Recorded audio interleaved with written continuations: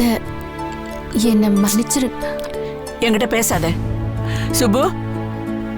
நான் நம்ம வீட்டுக்கு போறேன்ப்பா. என்னால முடியல. நான் அங்கேயே இருக்கேன்ப்பா.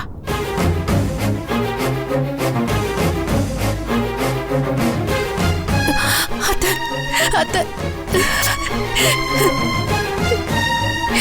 நான் தப்பு பண்ணிட்டேன் அத்தை. பெரிய தப்பு பண்ணிட்டேன். நீ எந்த தப்பும் பண்ணலம்மா. நான் தான் தப்பு பண்ணிட்டேன். நான் இங்க வந்திருக்கவே கூடாது. ஐயோ அத்தை, அந்த மாதிரிலாம் பேசாதீங்க. என்ன மன்னிச்சிருங்க அத்தை. நான் யாருமா உன்னை மன்னிக்கிறதுக்கு? எனக்கு என்ன தகுதி இருக்கு? நீ செத்து போயிருந்தா அந்த பாவம் எனக்கு தாண்டி வந்து சேர்ந்திருக்கும். உன் மனசுல எவ்வளவு அலட்சியம் இருந்தா, மாமியார்னு ஒருத்தி நான் வீட்டுல இருக்கேன், என்னையும் மீறி நீ தற்கொலை பண்ணிக்க வீட்டை விட்டு போயிருப்ப. நாங்கள்லாம் என்ன பாவண்டி பண்ண உனக்கு? ஒருத்தனை இன்னொரு கல்யாணம் பண்ணிக்காதேன்னு சொன்னோம். அது ஒரு தப்பா? இந்த குழந்தைங்களை கலங்கடிச்சு என் பிள்ளைய பாடா படுத்தி என்னையே கதிகலங்க வச்சு நீ பாட்டுக்கு போயிட்டல. அன்னைக்கு நீ என்ன கேட்ட? நான் உங்க பொண்ணு இல்லையான்னு கேட்டல. இப்போ என்ன மீறி நீ தற்கொலை பண்ணிக்க போயிட்டியே. இத பாரு, என் மனசுல நீ இல்லடி, என் பொண்ணே இல்ல. ஐயோ, அந்த மாதிரில பேசாதீங்க அத்தை. என்ன மன்னிச்சிருங்க அத்தை. இங்க பாருங்க அத்தை, நீங்க 4 பிள்ளைங்களை பெற்றிருக்கீங்க. நீங்க எவ்வளவு தைரியமா வேணாலும் பேசலாம். ஆனா எனக்கு ஒரே ஒரு குழந்தை தானே உருவாச்சு. அதுவும் கருவிலேயே களைஞ்சு போச்சு. நான் அதிர்ஷ்டம் இல்லாதவ, ராசி கேட்டவ. என்ன மன்னிச்சிருங்க அத்தை. தயவு செஞ்சு என் மேல கோவப்படாதீங்க அத்தை. அத்தை என்ன மன்னிச்சிருங்க அத்தை. நான் உங்க கால்ல வேணாலும் விழுறேன். என்ன மன்னிச்சிருங்க அத்தை. எழுந்துரு. அப்படியெல்லாம் சொல்லாத. நீ ராசி கட்டவ இல்ல, அதிர்ஷ்டம் இல்லாதவளும் இல்ல. பூக்குற எல்லா பூவும் சாமி கிட்ட போறது இல்ல. பாதிக்கு மேல செடியிலேயே உதிர்ந்து விழுந்துருது. நம்ம கையில என்ன இருக்கு? எல்லாம் அந்த கடவுள் கையில தான் இருக்கு. அத நீ எப்ப புரிஞ்சுக்க போற? அத்தை, இவரோட சந்தோஷத்துக்கு நான் இடைஞ்சலா இருப்பேனோன்னு எனக்கு தோணுச்சு. நான் ஒரேடியா போயிட்டா அவர் ஒரு நல்ல முடிவு எடுப்பாரோன்னு தோணுச்சு அத்தை. அதனாலதான் நான் இப்படி ஒரு முடிவை எடுத்தேன். என்னதான் அழுது புரண்டாலும் என்னால அவருக்கு ஒரு குழந்தைய பெத்து கொடுக்க முடியாது அத்தை. என் புருஷன் குழந்தை இல்லாம கஷ்டப்படுறாரு. இத பாரு, அவன் பாசத்தை நீ கருவுல சுமக்கலன்னா என்ன? உன் நெஞ்சில இவ்வளவு பாசத்தை சுமக்குறியே, இது போதண்டி அவனுக்கு. எனக்கு நீங்களும் என்ன மன்னிச்சிருங்க. கருவறையிலிருந்து கல்லறை வரைக்கும் போறதுக்குள்ளதான் இந்த வாழ்க்கையே. அப்படி இப்படின்னு குழந்தைக்கு ஏங்கிய இவ்வளவு நாள் ஆச்சு. இனிமே அந்த ஏக்கத்தெல்லாம் விட்டுட்டு நாம ஒருத்தருக்கு ஒருத்தர்னு சந்தோஷமா இருப்போம். அந்த எண்ணத்தெல்லாம் மூட்டை கட்டி வை. கண்ணை துடைச்சிக்க. அதானே, விபரீதமாக தான் எதுவும் நடக்கல. அப்புறம் ஏன் அதை பற்றியே பேசிகிட்டு இருக்கணும்? உங்களுக்கு வேறு உடம்பு முடியல. அக்கா வேற இவ்வளோ நாள் ஹாஸ்பிட்டல் இருந்துட்டு வந்திருக்கான். திரும்ப திரும்ப அழுதுகிட்டு இருந்தா உடம்புக்கு தான் ஏதாவது வரும். இனிமே இந்த 2வது கல்யாணம், குழந்தை, இதெல்லாம் பற்றி யாருமே பேச வேணாம், விட்டுருவோமே. ஆமாத்த, நடந்தது நடந்து போச்சு. இப்பதான் எல்லாமே நல்லபடியா முடிஞ்சு போச்சுல்ல. அக்காவும் திரும்பி வந்துட்டா. அழுததெல்லாம் போதுமே, கொஞ்சம் ரிலாக்ஸ்டா ஜாலியா இருக்கலாம்ல. சரி சரி சரி, நடந்ததை நினைச்சு எல்லாரும் கவலைப்படாம எல்லாருமே சந்தோஷமா இருக்கலாம். ஓகே, இது அவ்வளவு பெரிய காமெடி ஒண்ணும் இல்ல.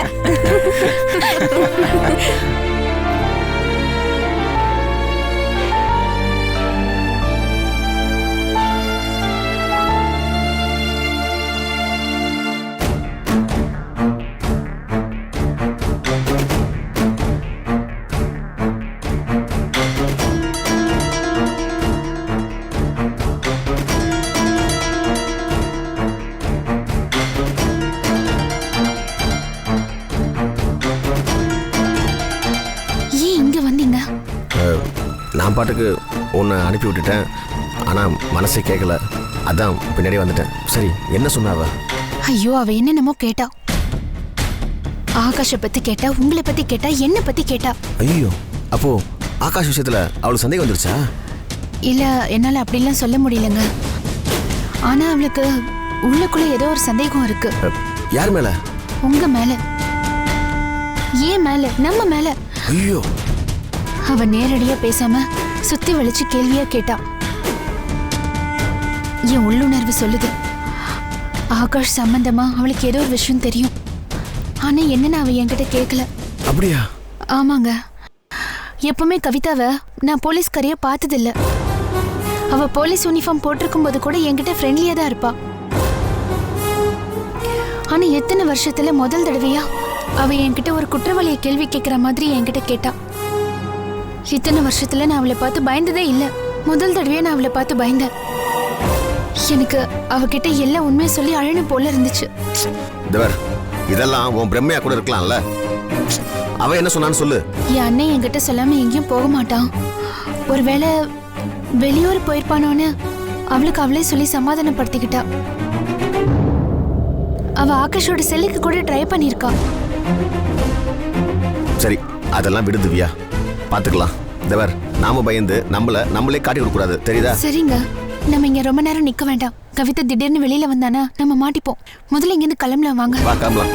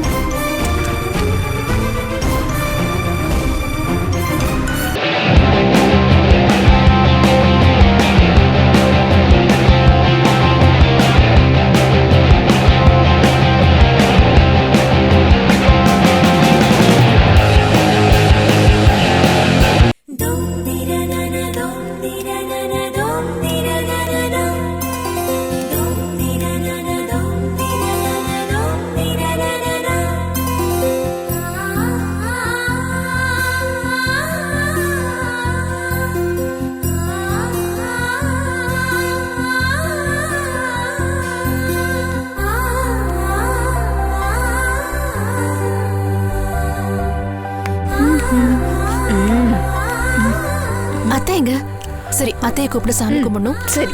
அத்தை, அத்தை, அத்தை. ஏய் லூசு, என்ன கோர்ட்ல டவாலி கூப்பிடுற மாதிரி 3 தடவை கூப்பிட்டுட்டு இருக்க? என்னம்மா, எல்லாம் ரெடி பண்ணிட்டீங்களா? பண்ணியாச்சு அத்தை. அப்பா, எல்லா பிரச்சனையும் தீர்ந்து ரொம்ப நாள் கழிச்சு எல்லாரும் ஒண்ணு சேர்ந்திருக்கோம். இந்த சந்தோஷம் நிலைச்சு இருக்கணும். சாமிக்கு படையல் போட்டு எல்லாரும் சாப்பிடலாம், வாங்க. வாங்க.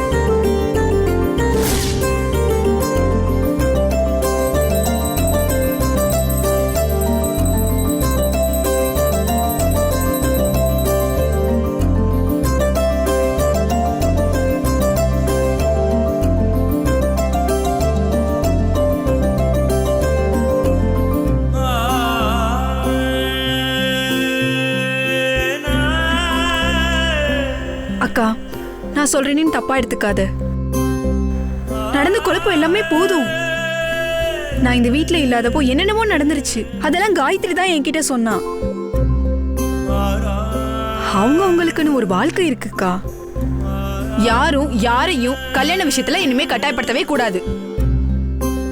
அது அவங்களோட விருப்பம்க்கா. சரிம்மா. அக்கா, இனிமே உன் மனசுல எந்த குழப்பமும் இல்லல்ல? என் வாழ்க்கைய நான் சுதந்திரமா முடிவெடுக்கலாம்ல? சரிம்மா, உங்களை எல்லாரையும் பிரிச்சு பார்த்து நான் ஒரு வாழ்க்கை வாழ்ந்ததில்ல. நீங்க 3 பேரும் எப்பவுமே சந்தோஷமா இருக்கணும், அதான் என்னோட ஆசை. அன்னைக்கு நான் கோயில்ல சொன்ன விஷயம் உனக்கு பிடிக்கல. அன்னையில இருந்து என்னையும் மாமாவையும் நீ வெறுக்க ஆரம்பிச்சு. இல்லக்கா, வெறுக்கலாம் இல்ல, கொஞ்சம் ஒதுங்கி இருந்தேன், அவ்வளவுதான். காயத்ரி, உன் மேல எந்த தப்பும் இல்ல. இங்க பாரு, என் மேலதான் எல்லா தப்பும். யார் மேலையும் தப்பு இல்லம்மா. சந்தோஷமா கலகலப்பா இருந்த குடும்பத்து மேல கண் திருஷ்டி பட்டு போச்சு. அதனாலதான் இவ்ளோ கஷ்டம். இப்போ திருஷ்டி விலகிருச்சு, இனிமே சந்தோஷம்தான். சங்கர் நம்ம எல்லாரையும் விட சின்ன பையன். மாமா நம்ம குடும்பத்தையே தாங்கி நிக்கிற தூண். அவரோட வாழ்க்கையில ஒரு நான் ஒரு நியாயம் செய்யணும்னு நினைச்சேன். அதுக்கு எனக்கு குடுப்பனம் இல்லாம போயிடுச்சு. சரி விடுங்க. இங்க பாருங்க, நான் இனிமே இந்த வீட்ல குழந்தைய பத்தியோ இல்ல அவரோட 2வது கல்யாணம் பத்தியோ இனி எப்பவுமே பேசவே மாட்டேன். சும்மா சொன்னா பார்த்தாது, சத்தியம் பண்ணி கொடு. ஆமா ஆமா ஆமா பண்ணு. சத்தியம் பண்ணு. சத்தியம் சத்தியம் மாறிடாத. Very good very good very good. சரி, எல்லாரும் சாப்பிட வாங்க. சரி அத்தை வாங்க. பொடி எடுத்துக்கலாம். எது கண்ணில் போட்டாலும் சாப்பிட்டுட்டே இரு. டாடி ஏய் இரு இரு. அவளு தானே சத்தியம் பண்ண சொன்னோம், நீ எதுக்கு சத்தியம் பண்ண? நீ பண்ண, அதனால நானும் பண்ணேன். முந்திரி கொட்டை, அவ தாண்டி நமக்கு சத்தியம் பண்ணி கொடுக்கணும். நாம ஏண்டி அவளுக்கு சத்தியம் பண்ணணும்? ஆமால்ல. பாத்தியா, கும்பல்ல கோவிந்தா போட்டு அவ பாட்டுக்கு நைஸா ஓடிட்டா. சரி வீடு, அவளும் தானே கை நீட்டினா, அப்ப அவளும் சத்தியம் பண்ணது தானே அர்த்தம். ரொம்ப நொண்டாதிரி. வா சாப்பிடலாம் வா.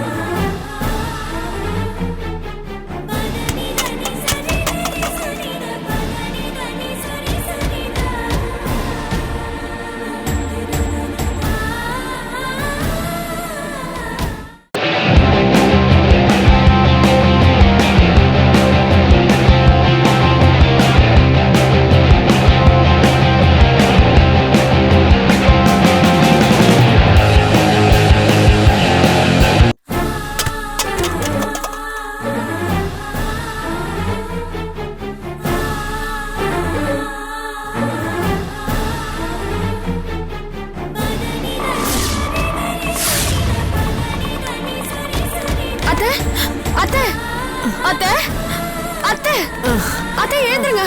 அத்தை அத்தை அத்தை பாருங்க. ஐயோ அத்தை அத்தை அத்தை அத்தை அண்ணே, ஆட்டோல தண்ணி இருந்தா கொண்டு வாங்கண்ணே. சீக்கிரம் கொண்டு வாங்கண்ணே. அத்தை அத்தை அத்தை கொஞ்சம் எழுந்துருங்க. அத்தை அத்தை எந்திரிங்க. அத்தை என்னாச்சு அத்தை? அத்தை என்னாச்சு அத்தை? எப்படி இருக்கு? தண்ணி குடிங்க. நீங்க நாங்க தண்ணி குடிங்க.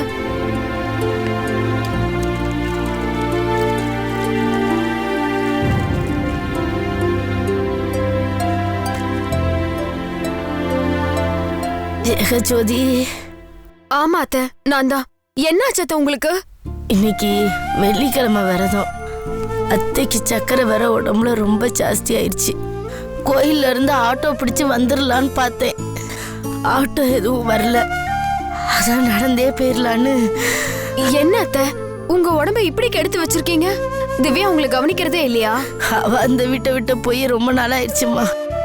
ஏன்? குரங்கிய மரத்துக்கு மரம் ஏறி தாவுதுன்னு கேட்டா பதில் சொல்ல முடியுமா? அந்த கதை தான். சரி, ராஜா எப்படி அத்தை இருக்காரு? எப்படிலாம் இருக்கக்கூடாதோ அப்படிலாம் இருக்காமா. எப்படியாவது அவன் வாழ்க்கை நல்லா இராதான்னு சொல்லித்தான் ஒவ்வொரு கோயில் குளமா ஏறி ஏறி இறங்கி வந்துட்டு கிடக்குறேன். அழாதீங்க. இப்ப கூட அவனை நினைச்சுதாமா விரதம் இருக்கிறேன். விடுங்க அத்தை, விடுங்க.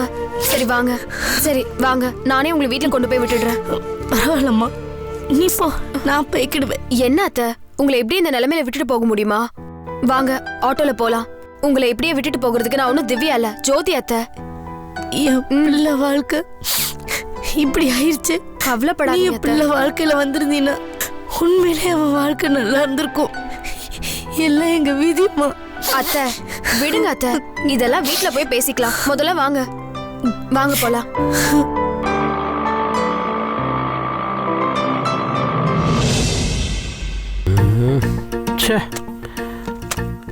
ஏண்டா ஒரு வேலையை கூட உருப்படா பண்ண மாட்டியா நீ? என்னது சேட்டு வீட்டுல கல்யாணம் இருக்குடா, 10 மூட்டை அரிசி அனுப்பிடான்னு சொன்னேன், 9 மூட்டை தான் அமைச்சிருக்க.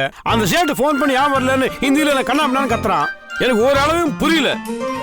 எதுக்கு எடுத்தாலும் ஓட்ட சாக்கு ஒன்று சொல்லுவேன், இப்போ இதுக்கு என்னடா சொல்ல போறா? சாக்கு ஓட்ட என்னது புதுசா என்னடா ஓட்ட சாக்கு சொல்றா?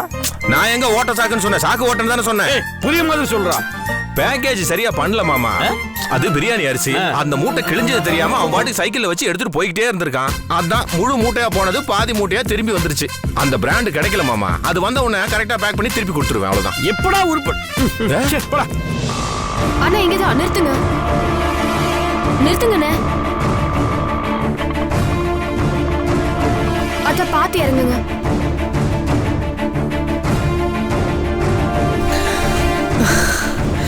இந்தாங்கண்ணே, தேங்க்ஸ்ண்ணா. அத்த வாங்க. பாத்தத்த கீழே போன அரிசி யாரா காசு கொடுப்பா? அது வந்து என்னாச்சு? அத்த பாத்தத்த என்னாச்சு? என்னாச்சுக்கா? ஒன்றும் இல்லை. புள்ளமாவா என்னாச்சுமா? சொல்லுக்கா. பாத்து பாத்து மெதுவா. டேய் ராஜா, சீக்கிரம் வாடா, வந்து அம்மாவை பாடுறா. மெதுவா மெதுவா உட்காரு. பாத்து. என்னாச்சு? என்ன ஆச்சு? என்ன திடீர்னு இப்படி? இல்லைங்க, வெள்ளிக்கிழமை விரதம் இருப்பேன்ல, நடந்தே கோயிலுக்கு போயிட்டு வந்தேன். வெயில் வேற ரொம்ப ஜாஸ்தியா இருந்துச்சா, அதான் லேசா தலையை சுத்திருச்சு. நம்ம ஜோதி தான் என்னைய பார்த்துட்டு பத்திரமா வீட்டுக்கு கூட்டிட்டு வந்தா. ரொம்ப தேங்க்ஸ்மா. உட்காரு. இல்ல பரவாயில்ல மாமா. எப்படிமா இருக்க? ரொம்ப நாள் ஆச்சுமா பார்த்து. நான் நல்லா இருக்கேன் வால். நீங்க எப்படி இருக்கீங்க? நான் நல்லா இருக்கேம்மா. வால்ஸா? யாரு? இல்ல, அது என் பேர் முழுசா வராது, அதான் செல்லமா வாள்னு கூப்பிடும். இதே நல்லா இருக்குடா, எப்படியே மெயின்டைன் பண்ண. சரி. டேய் ராஜா, அங்க என்ன பண்ணிட்டு இருக்க? வாங்க. Hi Raj, how are you? அம்மா, இவள எங்க இருந்து கூட்டி வந்த? டேய், என்னடா கொஞ்சம் கூட மரியாதை இல்லாம பேசிட்டு இருக்க? அம்மா ரோட்ல மயங்கி கீழே விழுந்திருக்காங்க. இவங்க தான் பத்திரமா வீட்டுக்கு கூட்டி வந்திருக்காங்க. ஏமா, எங்க போன? ஏன் இப்படி ஆச்சு? இல்ல ராசா, உன் வாழ்க்கை நல்லா இருக்கணும்னு சொல்லி அம்மா வெள்ளிக்கிழமை விரதம் இருக்கிறேன். இன்னைக்கு உனக்காக கோயிலுக்கு நடந்தே போனேன். அடி பிரதர்சனம் பண்ணும்போது லேசா மயக்கம் வந்துச்சு. சரி, நடந்தே வீட்டுக்கு போயிடலான்னு பார்த்தேன். வெயில் வேற ரொம்ப ஜாஸ்தியா இருந்துச்சா, அதான் மயக்கம் போட்டு விழுந்துட்டேன்ப்பா. நல்ல வேளை நம்ம ஜோதி தான் தெய்வம் மாதிரி என்னை பத்திரமா வீட்டுக்கு கூட்டிட்டு வந்து சேர்த்தாப்பா. ஏமா, அறிவு இருக்கா? உடம்பு வருத்திக்கிட்டு அப்படின்னா உனக்கு வேண்டுதல் கேட்கிறேன். ராஜ், உங்க அம்மாவை திட்டாதீங்க. உங்களுக்காக தான் அவங்க விரதம் இருக்காங்க. அத்தை ஆட்டோல வரும்போது எல்லா விஷயத்தையும் என்கிட்ட சொன்னாங்க. திவ்யா பிரச்சனை பண்ணது, குழந்தையவே கலைக்க போறேன்னு சொன்னது, சிங்கப்பூருக்கு போறேன்னு சொன்னது, இப்படி எல்லாத்தையும் சொன்னாங்க. இதை கேட்டப்பவே எவ்வளவு ஃபீலிங்கா இருந்தது தெரியுமா? அதுவும் உங்களை மாதிரி ஒரு கோல்டு ஹார்ட் இருக்கிற ஒரு நல்ல மனுஷனுக்கு இவ்வளவு கஷ்டமா? அந்த திவ்யாக்கு உங்க அருமையே தெரியல ராஜ். நான் மட்டும் திவ்யா இடத்துல இருந்திருந்தா. அம்மா போது, நிறுத்து. ஏற்கனவே எரியற கொல்லில நீ கொஞ்சம் எண்ணெயை ஊத்தாத. பாருங்க அத்தை. டே, சும்மா அவளை திட்டாதடா. பாரு, அவ யாரு பெத்த பிள்ளையோ, ஆனா எங்க கிட்ட எவ்வளவு அன்பா தேன் ஒழுகுற மாதிரி பேசுறா. திவ்யா என்னோட சொந்த ரத்தம், ஆனா எப்படி கழுத்தை அறுத்துட்டு போயிட்டா பார்த்தல்ல. ஜோதி மாதிரி எங்களை புரிஞ்சுக்கிட்டவே எங்களுக்கு மருமகளா இருந்தா எங்களுக்கு எவ்வளவு சந்தோஷமா இருக்கும் இல்லைங்க? இப்ப புலம்பு என்ன பிரயோஜனம்? இப்போ ஒண்ணு கெட்டு போயிடல. நம்பிக்கையோட இரு ஜோதி. ஏதாவது ஒரு சந்தர்ப்பம் கிடைக்கும், அப்ப கண்டிப்பா அந்த திவ்யாவை அறுத்து விட்டுட்டு என் பிள்ளையோட உன்னை கோர்த்து விட்டுடுறேன்.